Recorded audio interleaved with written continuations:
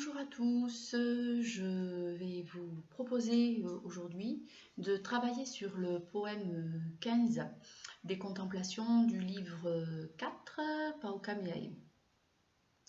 Je vous propose en fait d'étudier ce poème et ensuite vous chercherez à retrouver ou placer ces indications à l'intérieur des différents plans que vous avez au niveau de votre cours. Je vais lire le poème strophe par strophe. Donc et faire les commentaires au fur et à mesure. C'est un poème qui semble avoir été écrit en 1846, donc bien après la mort de Léopoldine. Et ce poème a l'air de présenter la dernière étape du deuil, l'acceptation. Mais nous allons voir qu'en fait, il y a plusieurs éléments encore présents des 5 étapes du deuil à l'intérieur de ce poème. Maintenant que Paris, ses pavés et ses marbres, et sa brume et ses toits sont bien loin de mes yeux, maintenant que je suis sous les branches des arbres et que je puis songer à la beauté des cieux, cette première strophe nous montre l'importance de la nature pour commencer la résilience. Les branches des arbres, la beauté des cieux, c'est-à-dire la beauté de la nature, loin du cadre urbain. La ville n'est pas considérée comme la nature ici. Maintenant que du deuil qui m'a fait l'âme obscure, je sors pâle et vainqueur, et que je sens la paix de la grande nature qui m'entre dans le cœur. Cette strophe-là insiste sur sa victoire, elle insiste sur le deuil qui lui a fait l'âme obscure, et en opposition, il en sort pâle et vainqueur. Pâle, bien sûr, c'est à la fois une faible lueur, donc évidemment, ce n'est pas tout à fait la pleine force vitale de la vie, mais par rapport à l'âme obscure, l'antithèse, on voit bien que c'est le début d'une nouvelle vie ici. Par rapport donc à cette obscurité, vous avez au contraire la victoire et cette paix qui entre dans le cœur du poète, cette paix de la grande nature. Donc il y a un lien entre le paysage et le cœur du poète, comme le veut le romantisme, où le paysage reflète les sentiments profonds et intérieurs de l'individu qui le regarde. Maintenant que je suis assis au bord des ondes, ému par ce superbe et tranquille horizon, examinez en moi les vérités profondes et regardez les fleurs qui sont dans le gazon. Donc on a l'impression dans cette strophe ici qu'il y a toujours cette idée de tranquillité et que cette tranquillité permet l'examen, l'observation, la réflexion en fait. Mais il est assis au bord des ondes, comme s'il était assis au bord d'un gouffre. Et il examine les vérités profondes. Donc c'est une façon en fait de se regarder soi. On est toujours dans cette idée que le paysage reflète les pensées profondes de l'individu. Maintenant, ô mon Dieu, que j'ai ce calme sombre, de pouvoir désormais voir de mes yeux la pierre où je sais que dans l'ombre elle dort pour jamais. Dans cette strophe, toujours cette idée de calme, mais vous voyez qu'il est associé à l'adjectif sombre, et donc que ce calme n'est pas tout à fait encore la lueur du plein jour. C'est une lente remontée vers la lumière, un petit peu comme le poète Orphée remonte vers la lumière. Et il est évident qu'il est capable désormais de voir la pierre, donc de voir la tombe de sa fille, mais vous voyez qu'il ne prononce jamais le nom de sa fille et qu'il choisit toujours des euphémismes. Elle dort pour jamais. Donc c'est un moyen évidemment de parler de la mort, mais il ne parvient pas à dire l'endroit où elle est morte, l'endroit où elle est enterrée. Il ne parvient pas à dire ça. Il est obligé d'utiliser encore des euphémismes. Maintenant qu'attendri par ces divins spectacles, plaines, forêts, rochers, vallons, fleuves argentés, voyant ma petitesse et voyant vos miracles, je reprends ma raison devant l'immensité.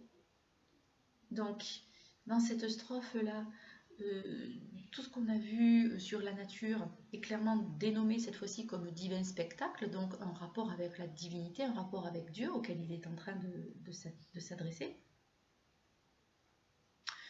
Vos miracles. Vous avez une énumération en fait de toute la nature, plaine, forêt, rochers, vallons, fleuves argentés. Toujours donc cette importance de la nature pour s'apaiser, reprendre le contrôle sur sa déraison, puisque là il le dit clairement, je reprends ma raison devant l'immensité peut-être du gouffre, ou devant l'immensité de Dieu. On voit bien ici qu'il y a une ambiguïté et qu'on commence à voir que finalement l'immensité de la mort et l'immensité du ciel, c'est exactement la même chose. C'est deux manières différentes de les voir, mais il s'agit toujours de l'immensité de Dieu, de la divinité. Voyant ma petitesse et voyant vos miracles, vous voyez ici le parallélisme de construction et l'antithèse, la petitesse de l'homme d'un côté, les miracles de Dieu de l'autre. La petitesse, bien sûr, nous fait penser à la fragilité de la condition humaine. Nous sommes mortels, nous sommes fragiles, un rien nous fait vaciller. Je viens à vous, Seigneur, Père auquel il faut croire, je vous porte apaiser les morceaux de ce cœur tout plein de votre gloire que vous avez brisé. Je viens à vous. Donc c'est un long cheminement où il vient vers le Seigneur, comme si d'une certaine manière il n'était plus dans le chemin qui va vers Dieu pendant le deuil de sa fille.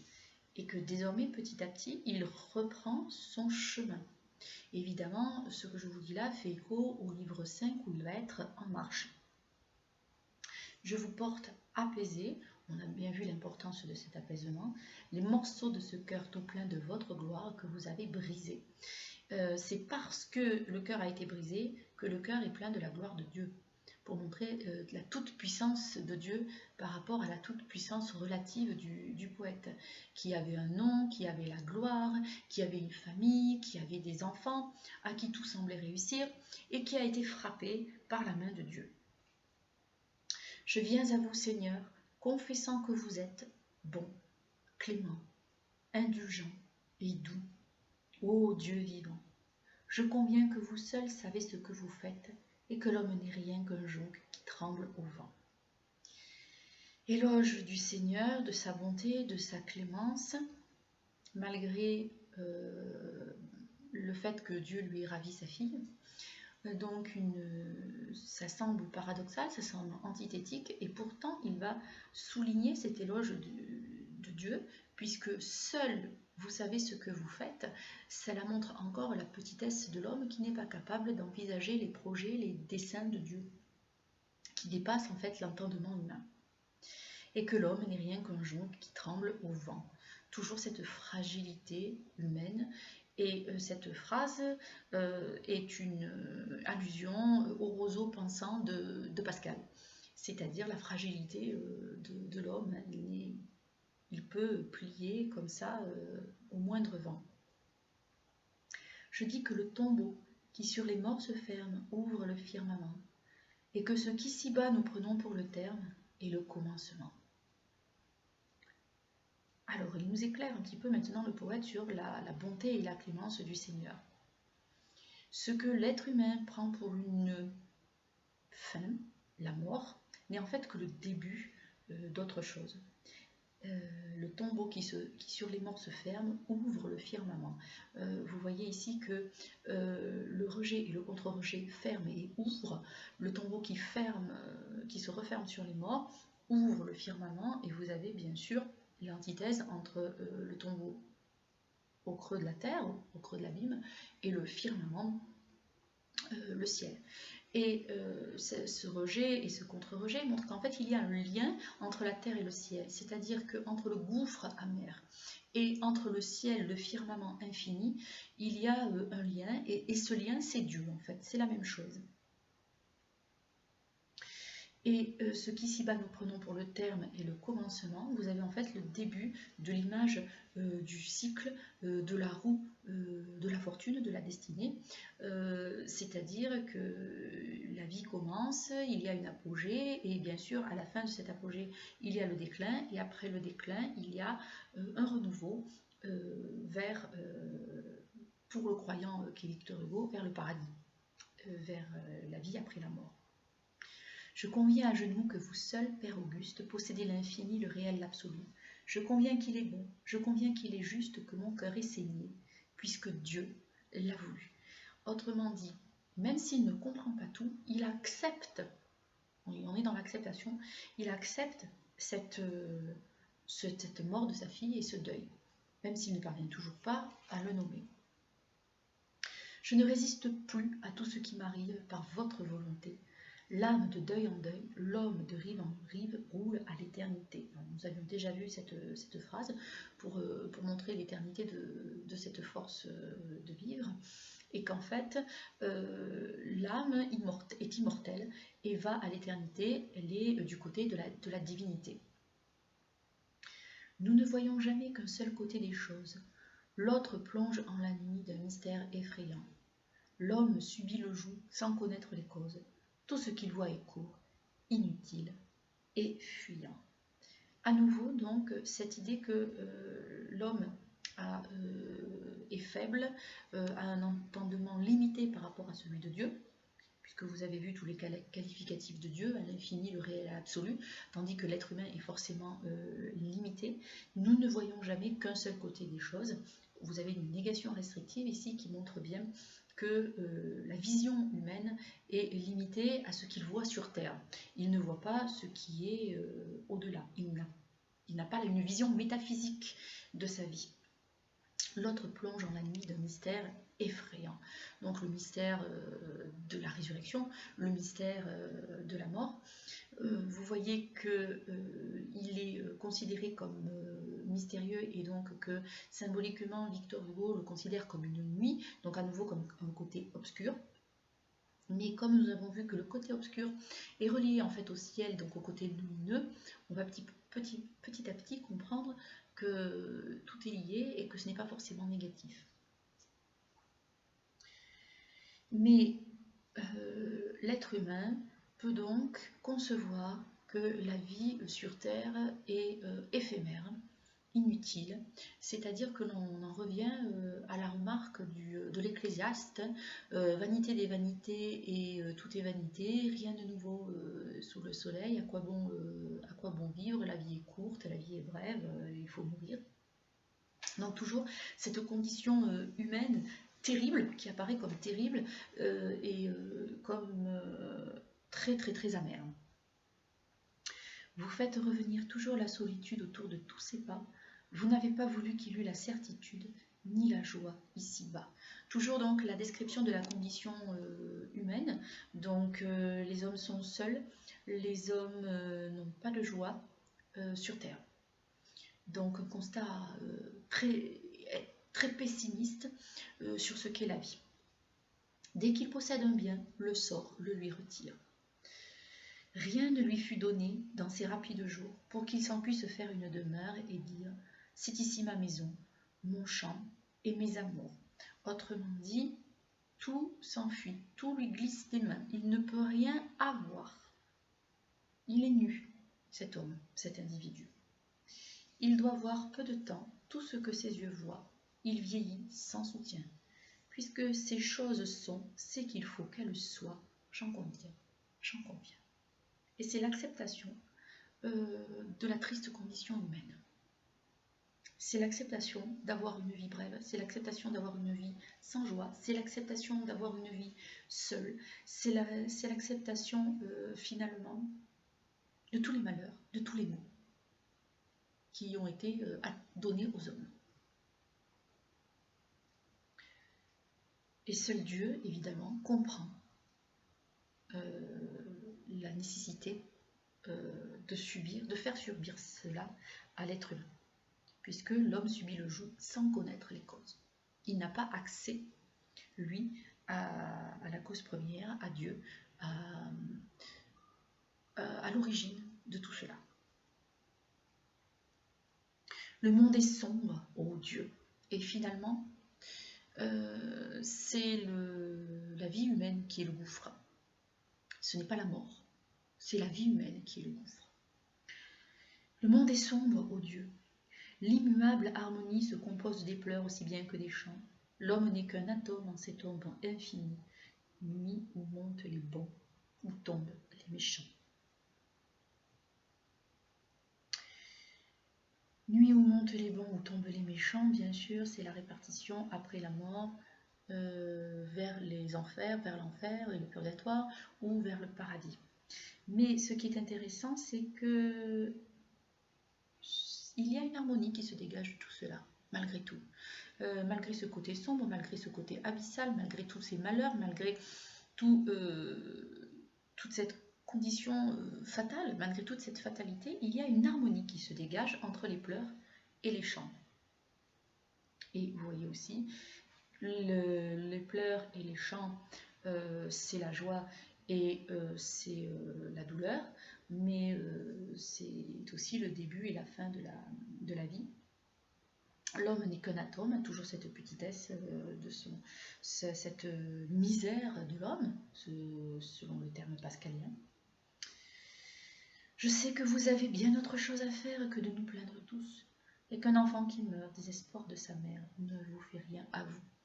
Strophe extrêmement pathétique, évidemment, pour faire remuer toute la douleur humaine, ici, puisque l'être humain n'est rien, un enfant, alors qu'est-il encore moins?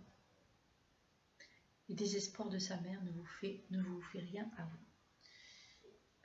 Cette strophe sur le fait qu'un enfant soit encore moins qu'un homme va être remise en question par la fin. Donc, méfions-nous. Ici, c'est surtout qu'il croit que cela ne fait rien à Dieu, mais ce n'est peut-être pas le cas. Nous le verrons tout à l'heure. Je sais que le fruit tombe au vent qui le secoue, que l'oiseau perd sa plume et la fleur son parfum, que la création est une grande roue qui ne peut se mouvoir sans écraser quelqu'un.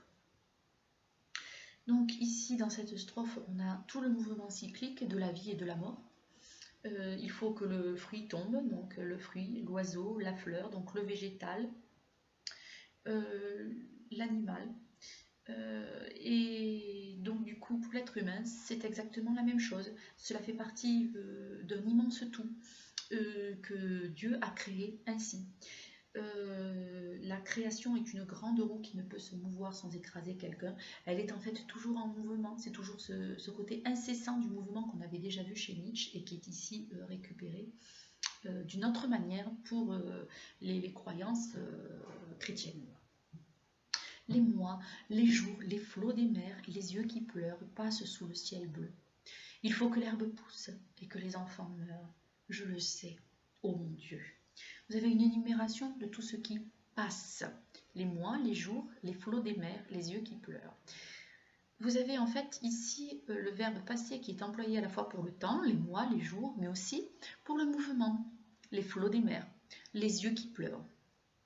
Les flots des mers, les yeux qui pleurent, ce sont les larmes bien sûr qui sont des flots de larmes. C'est comme ça que l'on fait le rapprochement, passe sous le ciel bleu. Un contraste donc entre les yeux qui pleurent et le ciel bleu. Il faut que l'herbe pousse et que les enfants meurent. C'est à partir des cadavres en décomposition que l'herbe pousse et qu'elle est grasse. On retrouve ici ce qu'on avait déjà vu avec l'ombre du mancenillier, c'est-à-dire qu'il faut qu'il y ait la mort pour qu'il y ait la vie. Je le sais, ô mon Dieu. Tout ce savoir, toute cette acceptation qui vient maintenant dans ce calme de la contemplation, puisqu'il a observé la nature calme, pas la ville. Dans vos cieux, au-delà de la sphère des nues, au fond de cet azur immobile et dormant, peut-être faites-vous des choses inconnues, où la douleur de l'homme entre comme élément. Vient maintenant le temps des suppositions, où finalement il s'agit de trouver une raison à cette douleur. Et cette raison, si l'homme ne la connaît pas, Dieu la connaît.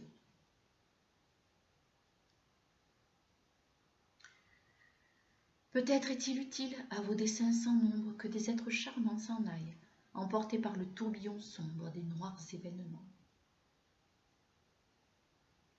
Donc ici, toujours le projet divin, le projet de la divinité, le projet de Dieu que l'on ne peut pas comprendre. Et cette acceptation que pour qu'il y ait la vie, il faut qu'il y ait la mort, et que quand il y a la vie, il y a la mort.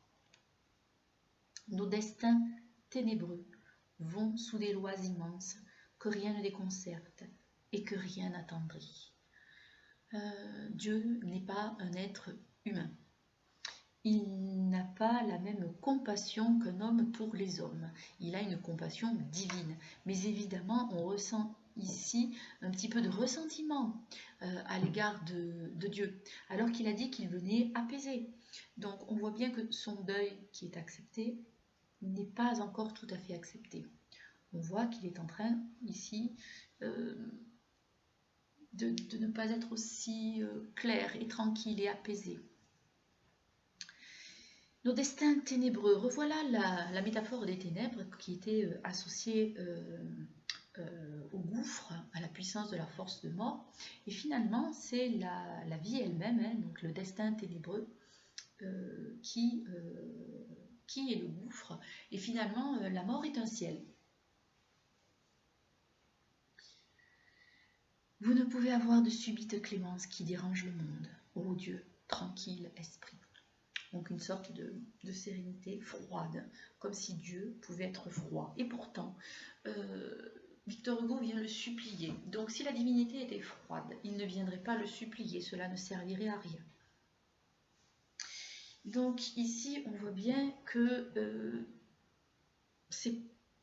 il s'agit encore une fois d'essayer de comprendre Dieu. Mais Dieu est incompréhensible. Il est froid et pourtant il écoute tout et on peut le supplier. Donc cela nous semble paradoxal à nous et totalement antithétique, donc contradictoire et impossible, mais pour Dieu, c'est parfaitement normal. Je vous supplie, ô Dieu, de regarder mon âme et de considérer qu'humble comme un enfant et doux comme une femme, je viens vous adorer. Donc terme très fort pour adorer Dieu. Humble comme un enfant et doux comme une femme. C'est pas en homme, très bizarrement, qu'il vient supplier Dieu, mais en enfant et en femme. Et on retrouve à nouveau cette importance de l'enfant, cette humilité de l'enfant, qui lui ne sait pas tout. Finalement, ce sont les adultes hommes qui sont orgueilleux. L'enfant, lui, est humble, il sait qu'il ne sait pas tout. Et ce n'est pas grave, il fait avec. Et la douceur donc de la femme ici qui est mise en avant.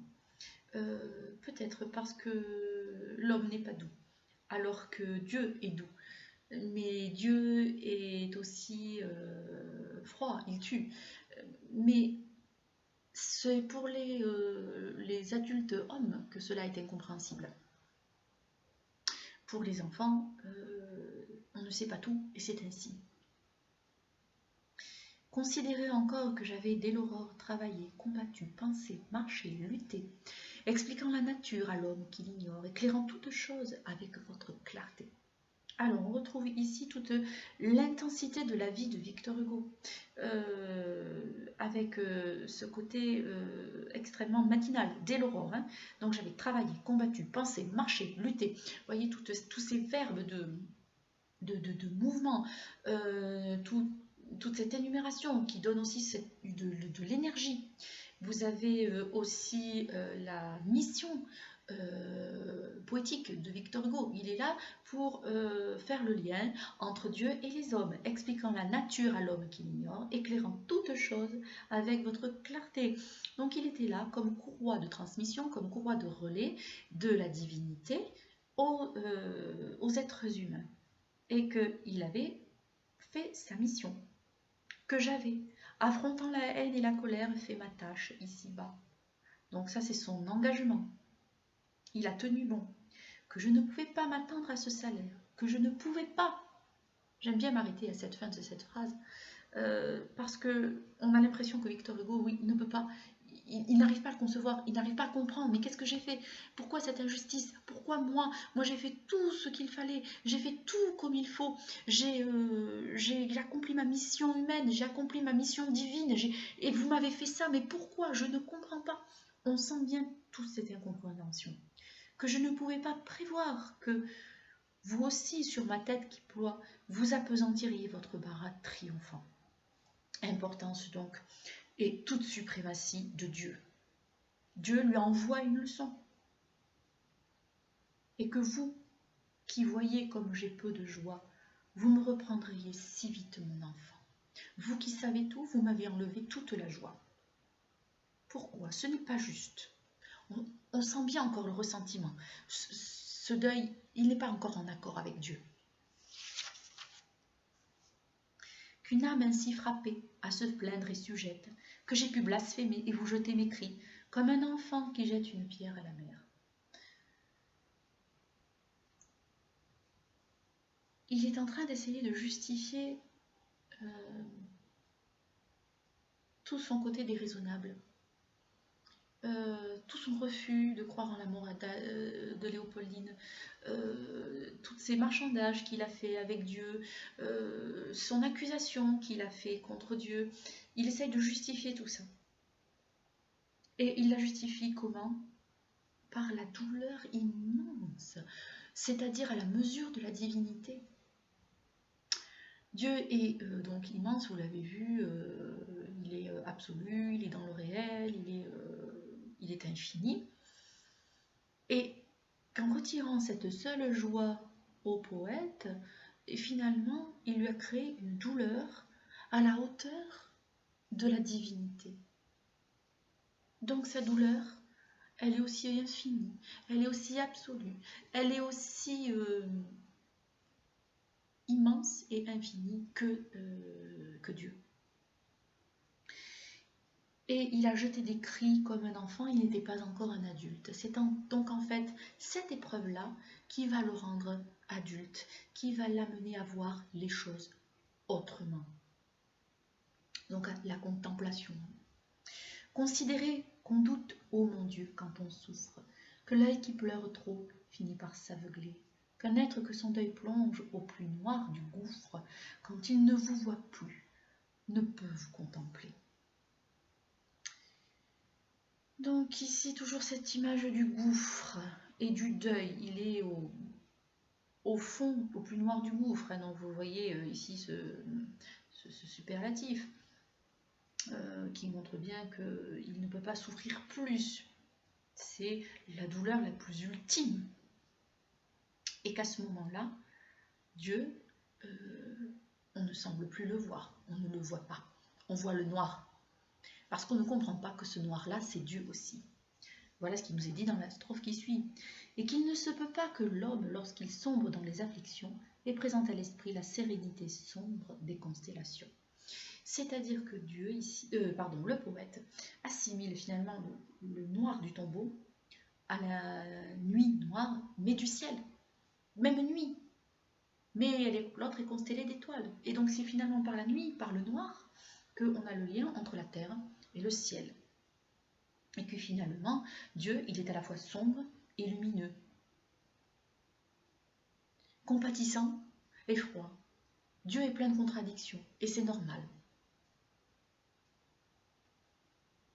Aujourd'hui, moi qui fus faible comme une mer, je me courbe à vos pieds devant vos cieux ouverts.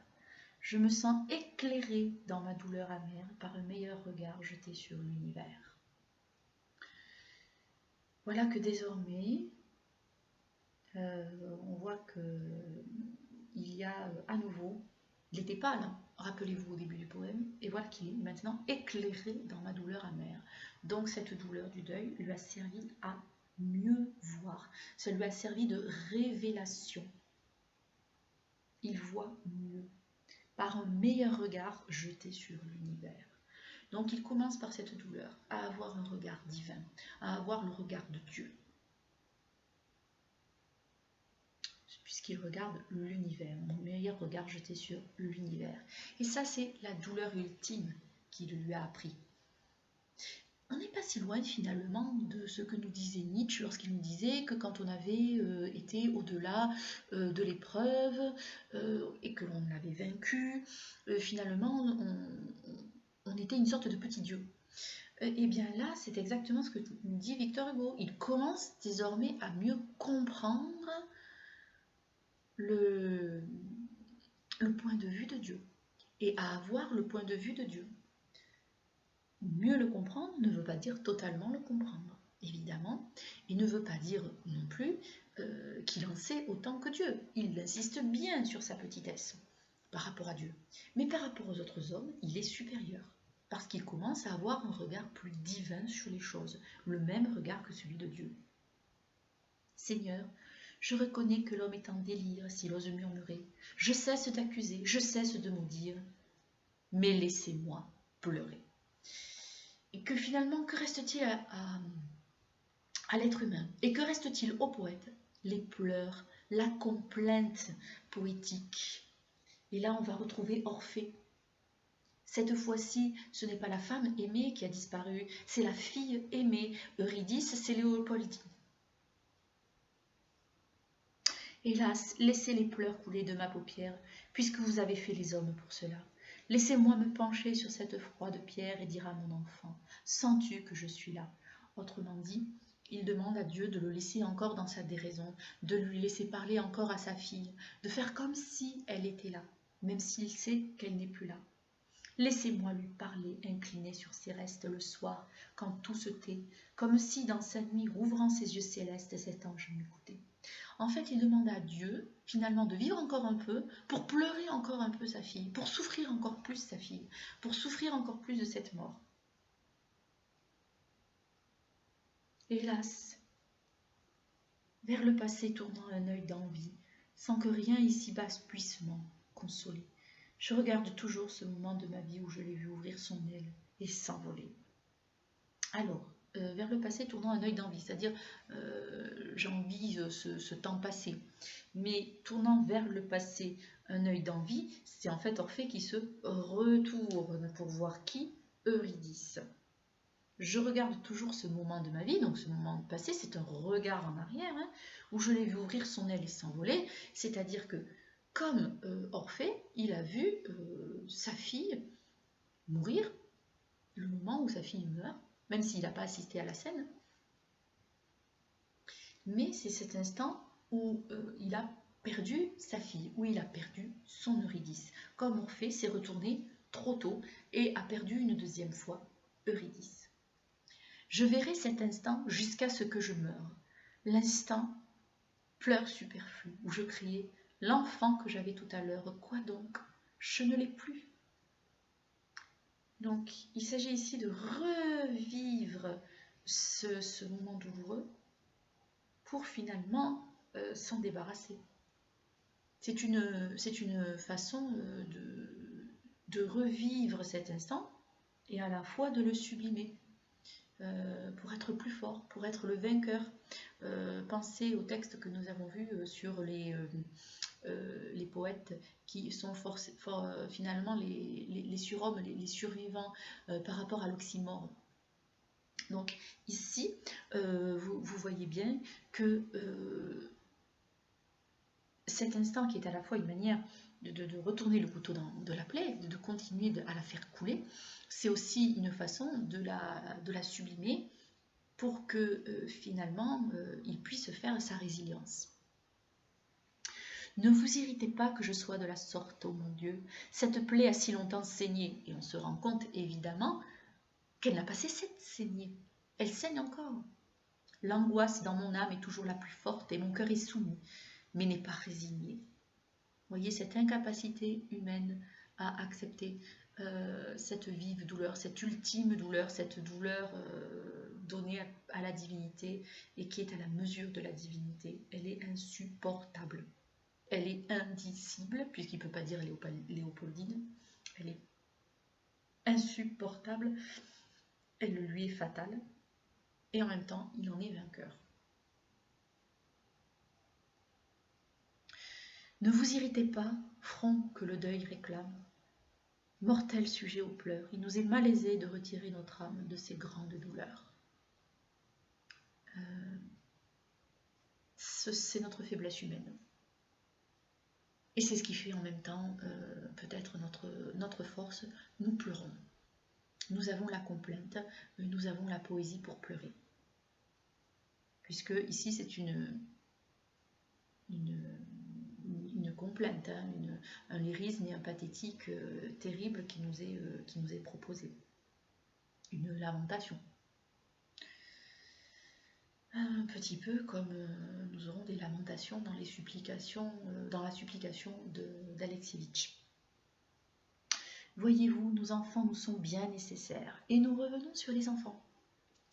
Voyez-vous, nos enfants nous sont bien nécessaires, Seigneur. Quand on a vu dans sa vie un matin, au milieu des ennuis, des peines, des misères et de l'ombre que fait sur nous notre destin, apparaître un enfant, tête chère et sacrée, petit être joyeux, si beau, qu'on a cru voir s'ouvrir à son entrée une porte des cieux.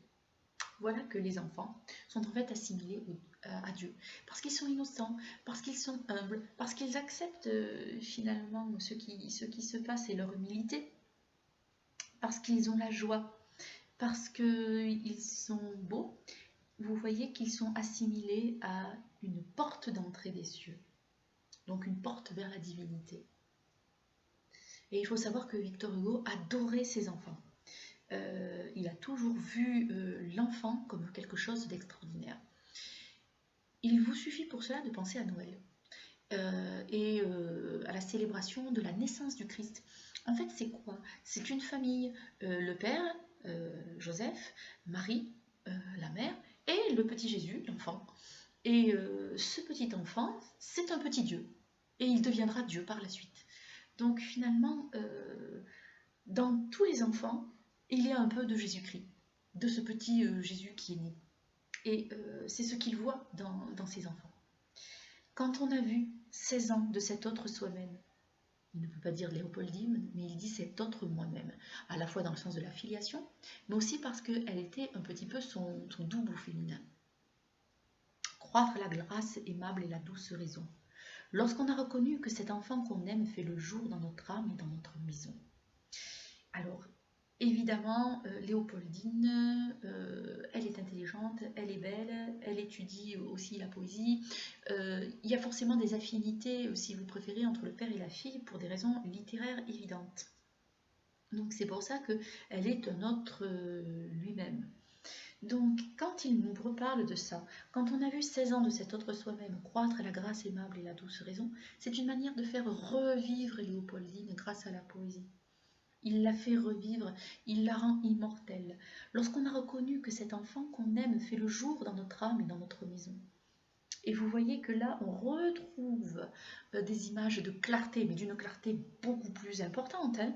Il n'est plus éclairé. Hein. Elle fait le jour, cette Léopoldine, dans son âme et dans sa maison. Autrement dit, là aussi, on est sur deux plans.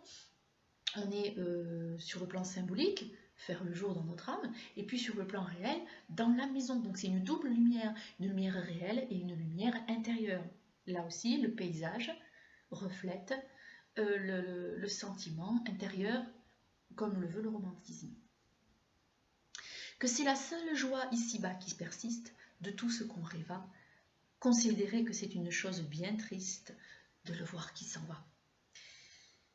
La seule joie qui persiste de tout ce qu'on rêva. Donc malgré tout, le souvenir permet de faire persister cette joie, de continuer. Cette joie, bien sûr, elle est assimilée à la lumière, au jour. Et finalement, c'est ce souvenir qui fait qu'il tient, c'est ce souvenir qui fait qu'il est vainqueur de son deuil. C'est par le souvenir, finalement, que Victor Hugo retient tout de ce qu'il a vécu d'important avec Léopoldine, et d'une certaine manière, il les revit sans cesse, il les revit sans cesse, il les revit sans cesse, et ça le remet comme ça un petit peu dans le chemin vers Dieu et vers la vie. Considérer que c'est une chose bien triste, dans le sens de bien funèbre, hein, ici dans le sens très très fort du mot triste, une chose bien funeste, de voir quelqu'un qui s'en va. Vous voyez que ici, c'est toujours un euphémisme, du côté évidemment de la... que c'est un euphémisme ici pour désigner la mort, le voir qui s'en va, mais c'est comme une sorte d'autre exil. Finalement, Léopoldine vit un exil de la vie, quand lui, Victor Hugo, vit un exil de France. Voilà pour ce poème de Viviquet. J'espère que vous arriverez à bien retrouver au niveau des plans quels exemples issus de ce poème on pourrait retrouver pour ce plan-là. Merci beaucoup, à bientôt, au revoir.